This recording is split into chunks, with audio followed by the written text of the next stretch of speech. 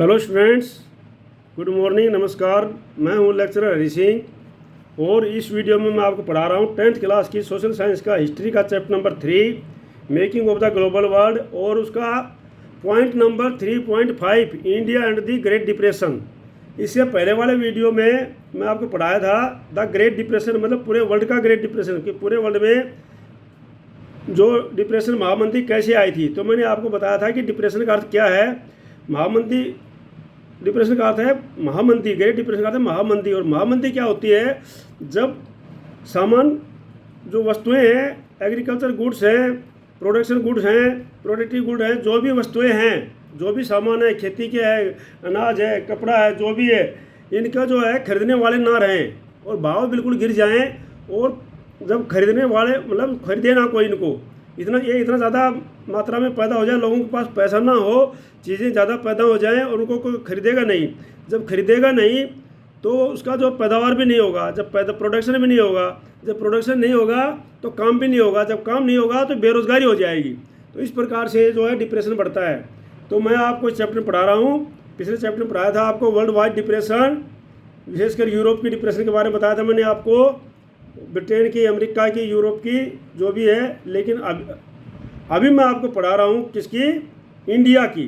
तो भाई जो ग्रेट डिप्रेशन थी उस पर इंडिया पर किस प्रकार प्रभाव पड़ा, जो महामंदी का जो प्रभाव था वो भारत पर कैसे पड़ा, ठीक है नहीं, भारत पर उसका क्या असर रहा। जो महामंदी आई थी, ग्रेट डिप्रेशन आई थी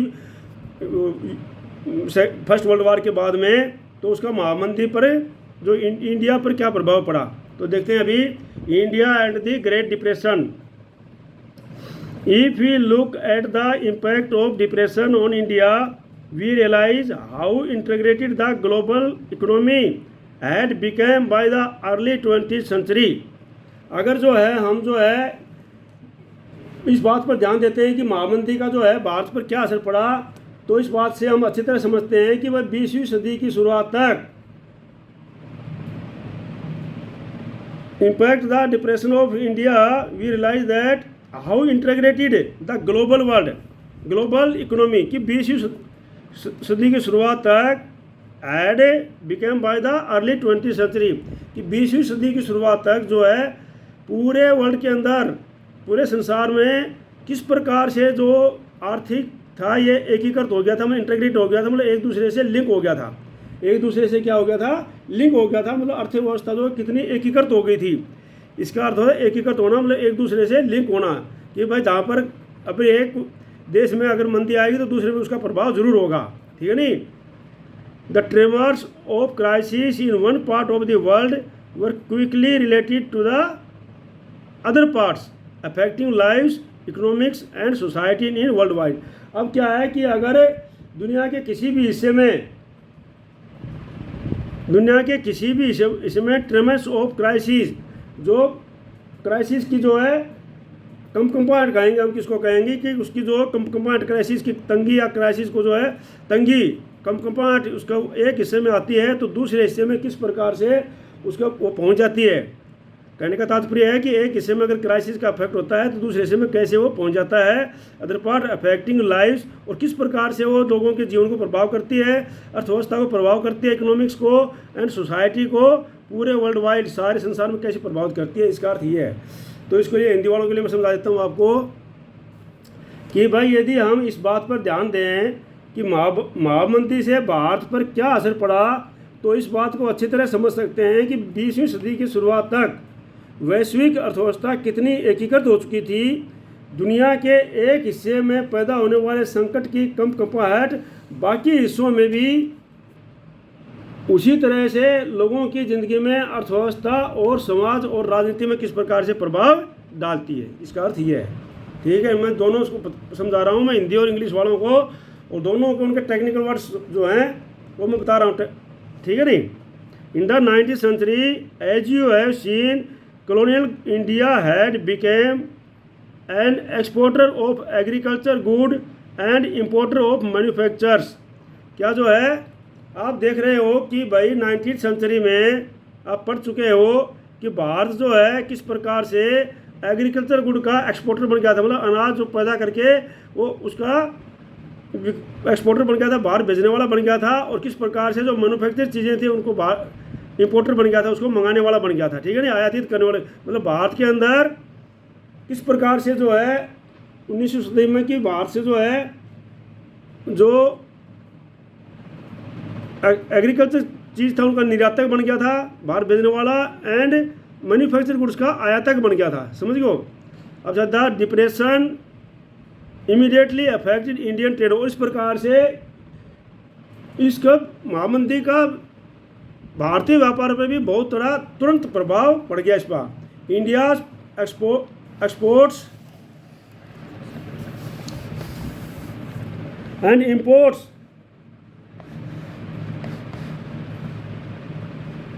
India's exports and imports nearly halved between 1928 and 1934।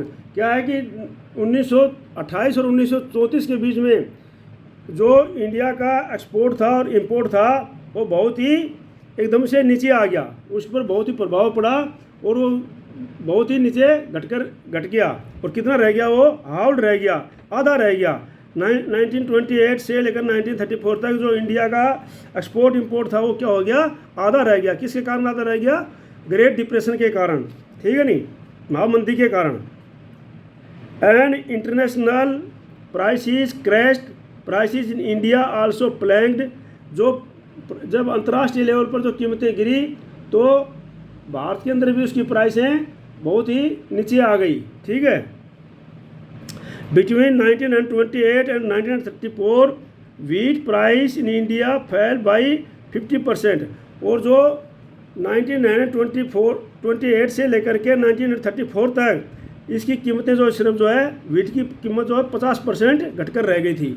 तो हिंदी वालों के लिए मैं समझा रहा हूँ उसको कि भाई जो है, जैसा कि आप पीछे देख चुके हैं, औपनिवेशिक भारत कृषि वस्तुओं का निर्यात और तैयार मालों का आयातक बन चुका था, और महामंदी ने भारतीय व्यापार को भी फौरन प्रभावित किया, क्योंकि उनको जो है निर्यातक आयातक जो लिखना पड़ता है हिंदी वालों को, तो उसी शब्द में बता रहा हूँ मैं उनको, ठीक है नहीं।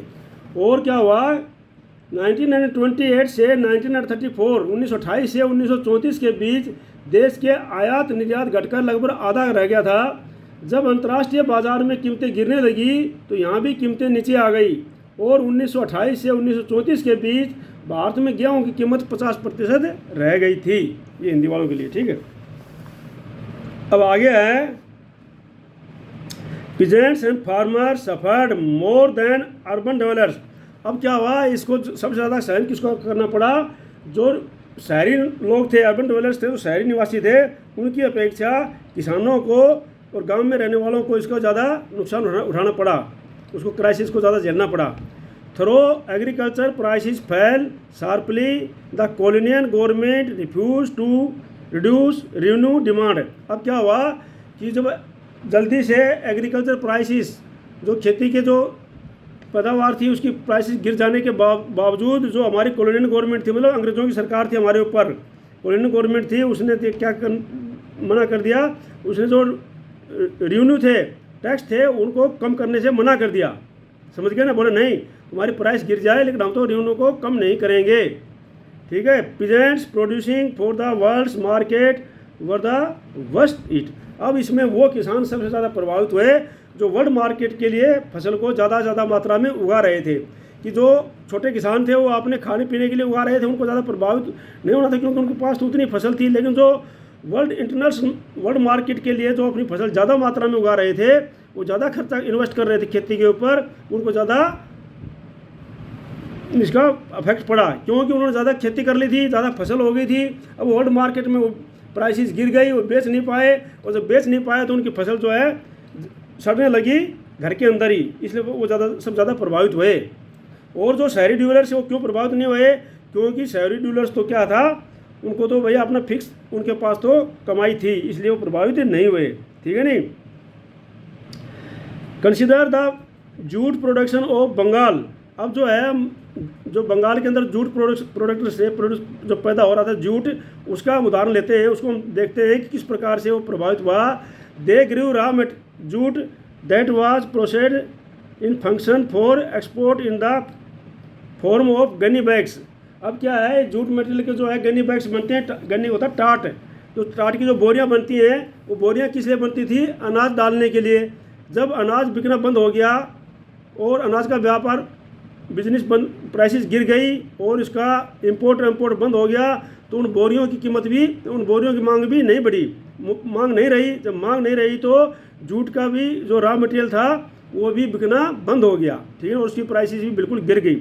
But as gunny exports collapsed the price of raw jute crashed more than 60%, और इसके कारण जो रॉ जूट था, जो जूट का रॉ मटेरियल था, उसकी प्राइस है 60% नीचे गिर गई एकदम से।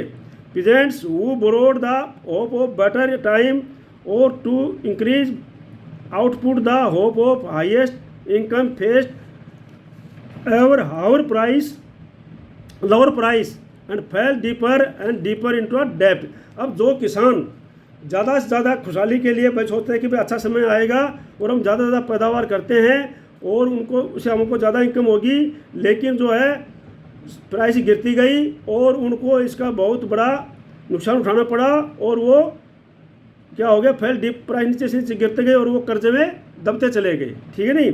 दस था बंगाल जूट ग्रोस लेमेंट, और इस प्रकार से जो है बंगाल के इसको लिखते हुए बंगाल के एक जो है कवि ने लिखा है, कुछ बातें लिखी हुई है कवि ने उस समय की, क्योंकि उन्होंने सोचा था भाई हमारी अच्छी हो पाएगी और हम जो है अच्छा, तो ये जो एक पोइम के तौर पर उसने लिखा है कुछ line, grow more jute brothers with the hope of greater cash.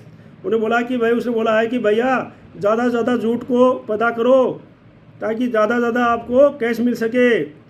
Cost and debts of jute will make your hopes get clashed, और बोला कि जो लागत और कर्ज में जो फिसल कर जो है और अपनी जो है उम्मीदें पाओ उनको, ठीक है, अपने जो होप करो, आशाओं को प्राप्त करो। When you have spent all your money, जब आप इसको पैदा करने में सारा का सारा खर्च कर दोगे, and goat the crop of the ground, trade sitting the home will pay only ₹5 A mode. तो क्या कहने का मतलब जो है कि भाई जो आप सारी फसल में लगा दोगे तो घर बैठे बढ़िया तुमको सिर्फ जो है ₹5 दे जाएंगे। तो मैंने ये एक बैंक किसा उसने और उसके ऊपर उसने लिखा था, ठीक है, तो इसको मैंने समझा दिया है, लेकिन इसमें कोई ज़्यादा क्वेश्चन वाली बात नहीं है, ठीक है। अब आगे है, इसको मैं हिंदी वालों के लिए समझा देता हूँ भाई कि शहरी निवासियों के मुकाबले किसानों और काश्तकारों को ज़्यादा नुकसान हुआ, यद्यपि कृषि उत्पादकों को कृषि कीमत तेज़ी से नीचे गिरी, लेकिन सरकार ने लगन वसूल में छूट देने से साफ इनकार कर दिया। सबसे बुरी मार उन काश्तकारों पर पड़ी जो विश्व बाजार के लिए उपज पैदा कर रहे थे। बंगाल के जूट पटसन तो उत्पादकों को देखिए, ये कच्चा पटसन उगाते थे जिससे कारखानों में टाट की बोरियां बनाई जाती थी। जब टाट का निर्माण बंद हो गया तो कच्चे पटसन की कीमतों में 60% से भी अधिक गिरावट आ गई। जिन काश्तकारों ने दिन फिरने की उम्मीद में या बेहतर आमदनी के लिए उपज बढ़ाने के लिए वास्ते कर्ज लिए थे, उनकी हालत भी उपज का मोल न मिलने के कारण खराब थी। वे दिनों दिन कर्ज से डूबते जा रहे थे और इस विपत्ति को ध्यान में रख करके बंगाल के एक कवि ने लिखा था, चलो भाइयों नगद की उम्मीद में और ज़्यादा % तुम उगाओ, लागत और कर्ज से मिलकर ना उम्मीदी पाओ, सारी पूंजी लगा फंसाकर फसल खड़ी कर जाओ, घर पर बैठे बनिए देंगे ₹5 मन भाव। मतलब एक मन का जो है ₹5 देंगे आपको, एक मतलब 40 किलो का आपको सिर्फ ₹5 देंगे वो, ठीक है ना। तो इस प्रकार से उसने ये लाइनें लिखी थी। तो आगे है जो भाई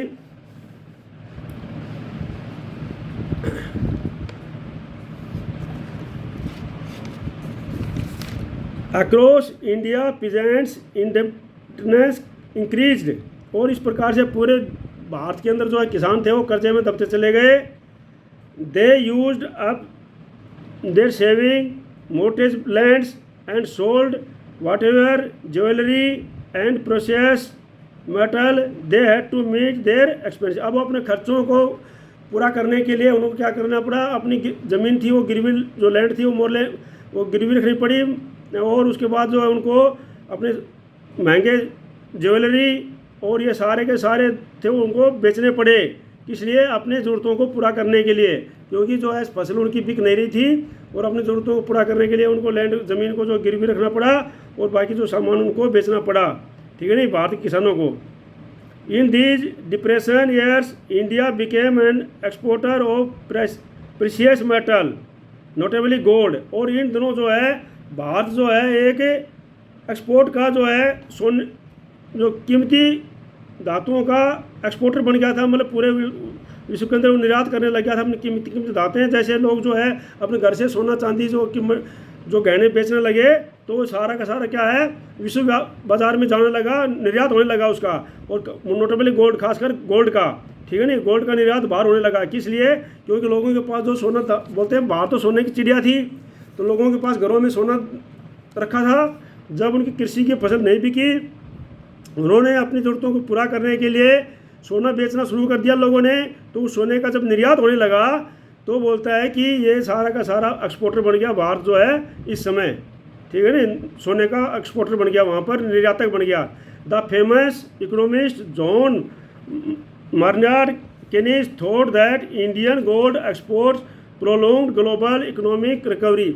और ये जो एक प्रसिद्ध जो है फेमस इकोनॉमिस्ट अर्थशास्त्री रहा है जॉन मार्नार्ड, उसका विचार था कि भारतीय जो सोने का एक्सपोर्ट था इसने ग्लोबल इकोनॉमी की अर्थव्यवस्था में रिकवरी करने में काफ़ी मदद की है, ठीक है नहीं। They certainly help speed a Britain recovery but did little for the Indian peasants. लेकिन ये जो सोना का बेचने था, इसमें जो है इस अर्थव्यवस्था से जो अंग्रेज थे, ब्रिटेन थी, उनकी रिकवरी तो, उनकी मामंदी तो रिकवर हो गई, क्योंकि हमारे पास अंग्रेजों की सरकार थी, उन्होंने ये सारा का सारा सोना बेच करके अपनी रिकवरी तो कर ली। लेकिन हमारे किसानों की रिकवरी, हमारे किसानों को इस पर कोई फ़ायदा नहीं हुआ, क्योंकि उनके पास तो क्या था, एग्रीकल्चर थी, उसको बिल्कुल बिकी नहीं, ठीक है नहीं।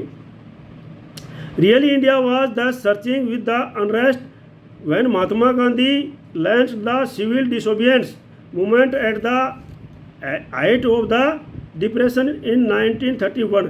जब जो है डिप्रेशन बिल्कुल चरम सीमा पर था, तो भारत के अंदर क्या हो गया, एक अव्यवस्था की स्थिति पहुंच गई थी। और उसमें महात्मा गांधी ने क्या किया, सिविल डिसोबियंस मूवमेंट लागू कर दिया। ये आपको पहले पढ़ चुके हैं, सिविल डिसोबियंस मूवमेंट जो है ना, तो ये इसको है सेकंड चैप्टर में पढ़ा चुका हूँ। तो ये महात्मा गांधी ने 1931 में लागू कर दिया, ठीक है। अब अगला क्या है, the depression proved less green for urban India. अब जो भारतीय जो शहरी लोग थे, उनके ऊपर ये जो मंदी का प्रभाव बहुत कम पड़ा। उनके ऊपर क्यों पड़ा? बिकॉज ऑफ फॉलिंग प्राइसेस, क्योंकि प्राइसेस की कीमतें कम हो गई। दोज विद फिक्स्ड, और उनकी इनकम जो फिक्स थी। अब भाई जैसे मान लो एक आदमी है, सर्वेंट है, नौकर है, जो शहर का आदमी है, उसकी इनकम है फिक्स, उसको तो उतना ही मिलेगा। लेकिन जो प्राइसेस थी, अनाज की कीमतें थी, दूसरी चीज़ों की कीमतें थी, वो कम हो गई। तो उनको तो क्या हो गया, फ़ायदा हो गया, क्योंकि उतनी चीज़ें में जो उनका मंथली इनकम खर्च होता था, उससे आधा ही खर्च हो गया उनका, तो उनको तो फ़ायदा हो गया, उनको ज़्यादा प्रभाव नहीं पड़ा, उनको तो फ़ायदा ही हुआ। से town developers, land owners who received rent and middle class salary employees. और इसमें कौन कौन थे? जो बाजार टाउन डोनर्स थे, लैंड ओनर्स, जिनके पास भूमि थी, ज़मीन दे रखी थी, और जिन्होंने अपनी ज़मीन किस पर दे रखी थी, रेंट पर दे रखी थी, तो उन्होंने तो किसानों से उतना रेंट ले लिया, तो उन पर क्या प्रभाव पड़ना था? कोई प्रभाव नहीं पड़ना था। और मिडिल क्लास सैलरी एम्प्लॉयड थे, जिनकी नौकरी मिलने वाली फिक्स तनख्वाह थी, उन पर भी इसका कोई प्रभाव नहीं पड़ा, बल्कि उनको तो फायदा हुआ। Now found themselves better off. अब तो क्या है, उनके लिए और अच्छा हो गया, क्योंकि कीमतें गिर गई। जब कीमतें गिर गई तो उतनी तनख्वाह में वो ज़्यादा अच्छा जीवन जीने लग गए। एवरीथिंग कॉस्ट लेस, क्योंकि सब चीज़ों की कीमत गिर गई थी। अब मान लो एक आदमी की तनख्वाह 20,000 रुपया है, और अब वो 20,000 रुपये में जो सामान खरीद रहा है, अगर उस चीज़ों अगले महीने उसकी कीमतें गिर जाएंगी तो उसको तो 20,000 रुपये मिलेगा, लेकिन कीमतों की प्राइस तो गिर गई तो वो अच्छी चीज़ें खरीद सकता है और अच्छी तरह रह सकता है, ठीक है, समझ गए ना। Industrial investment also grew as the government extended tariff protection in industries. अब जो है इंडस्ट्रियल गवर्नमेंट जो है वो क्या, उसके अंदर क्या, गवर्नमेंट ने जो टैरिफ प्रोटेक्शन था, जो सीमा शुल्क था, वो बढ़ा दिया था, ठीक है नहीं, under the pleasure of national opinion. ये किसके दबाव में बढ़ाया था? Pressure of the national opinion थे, जो नेशनलिस्ट राष्ट्रवादी थे, उनके दबाव में उन्होंने क्या कर दिया था, सीमा शुल्क बढ़ा दिया था दो इंडस्ट्रियल के ऊपर, ठीक है नहीं। तो इस प्रकार से ये आपको मैंने पढ़ा दिया है। तो अब मैं हिंदी वालों के लिए बता देता हूँ, इसको अच्छी तरह समझा देता हूँ कि वह जो है पूरे देश में काश्तकार पहले से भी ज़्यादा कर्ज में डूब गए। काश्तकार मतलब जो खेती करने वाले, खर्चे पूरे करने के चक्कर में उनकी बचत खत्म हो चुकी थी, ज़मीन सूदखोरों के पास गिरवी पड़ी थी, घर में जो भी गहने जेवर थे बिक चुके थे। मंदी के 19 सालों में भारत कीमती धातुओं खास तौर से सोने का निर्यात करने लगा। प्रसिद्ध अर्थशास्त्री किन्स का मानना था कि भारतीय सोने के निर्यात से भी वैश्विक अर्थव्यवस्था को पुनर्जीवित करने में काफ़ी मदद मिली। इस निर्यात ने ब्रिटेन की आर्थिक दशा सुधारने में तो निश्चय मदद दी, लेकिन भारतीय किसानों को कोई लाभ नहीं हुआ। 1931 में मंदी अपने चरम पर थी और ग्रामीण भारत असंतोष व उथल पुथल के दौर से गुजर रहा था। उसी समय महात्मा गांधी ने सविनय अवज्ञा आंदोलन शुरू कर दिया। ये मंदी शहरी भारत के लिए इतनी दुखदायी नहीं रही। कीमतें गिरने जाने के बावजूद शहरों में रहने वाले ऐसे लोगों की हालत ठीक रही जिनकी आय निश्चित थी, जैसे शहर में रहने वाले जमींदार जिन्हें अपनी ज़मीन पर बंधा बनाया भाड़ा मिलता था, या मध्य वर्गीय वेतनभोगी कर्मचारी जिनको महीने की फिक्स तनख्वाह मिलती थी।